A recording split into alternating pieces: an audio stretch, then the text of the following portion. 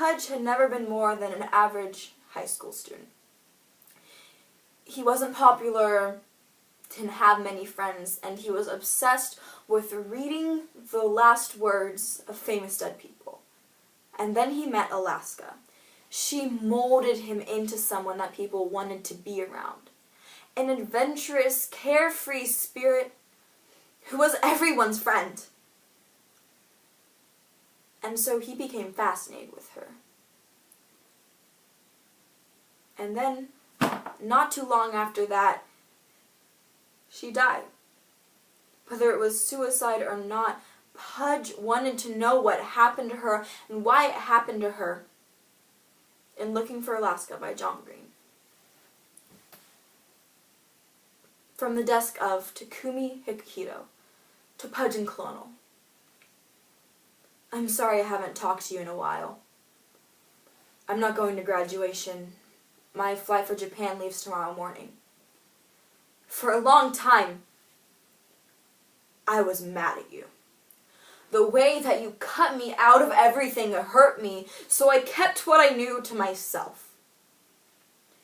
And then, even after I wasn't mad, I still didn't say anything. I don't know why. I guess Pudge had that kiss, and I had this secret.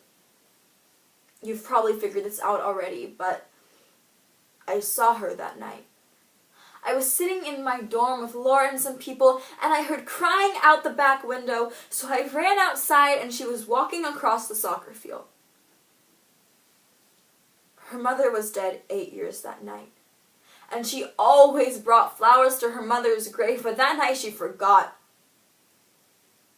She was looking for flowers. That's how I know about January 10th. She was so sad, and I didn't know what to say. I think she always counted on me to be that person that would always say and do the right things to help her, but I just couldn't. So I left.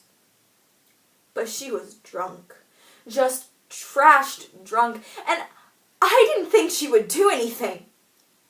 I thought she would just cry herself to sleep, and then I heard the ignition start. I don't know what I was thinking. And I'm so sorry. I know you loved her. It was hard not to. When I finished reading the note, I ran. I ran like I had never smoked a cigarette. I ran like I ran with Takumi on bar night, across the dorm circle to Takumi's room, but he was gone. All that was left was bare vinyl.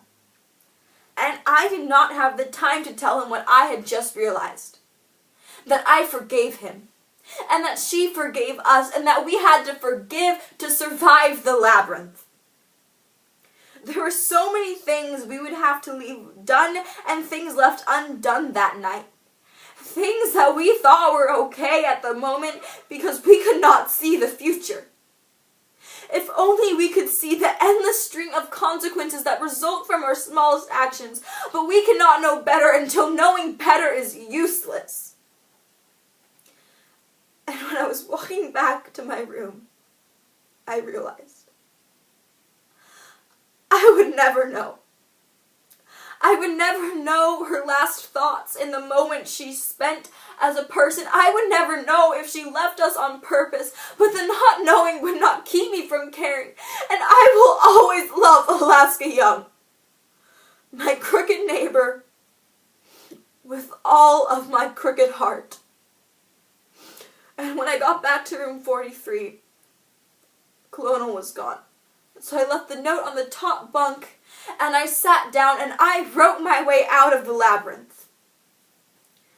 For a long time, I thought that the only way out of the labyrinth was to pretend that it did not exist.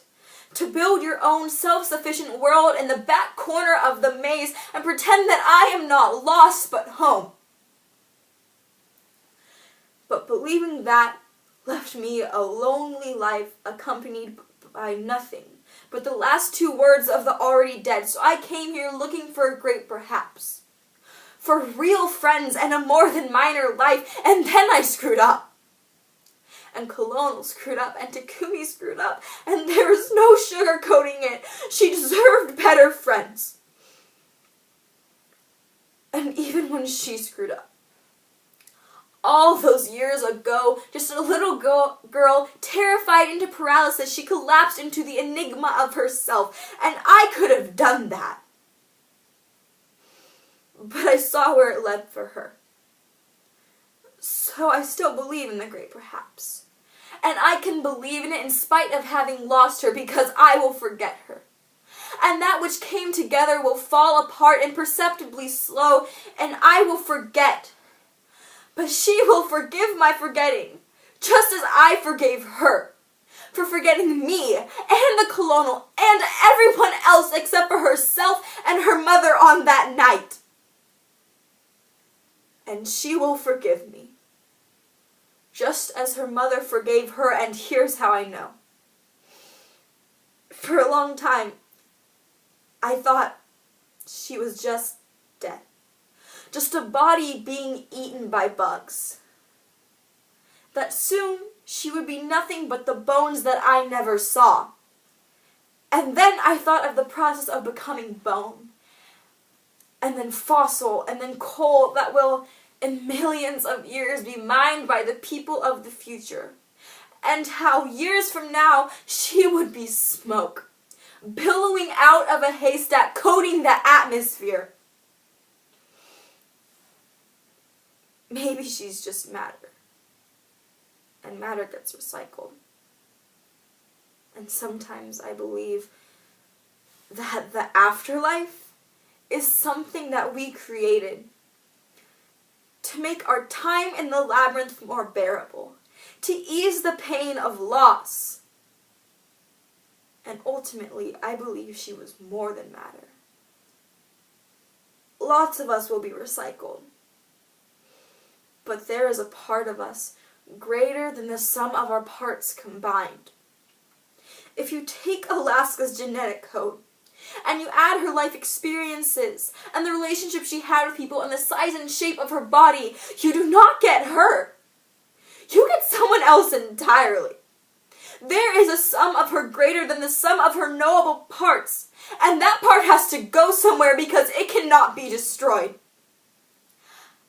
I'll never be accused of being much of a science student, but the one thing that I took from my classes is that energy cannot be created and it cannot be destroyed. And if she did commit suicide, that is the hope I wish I could have given her.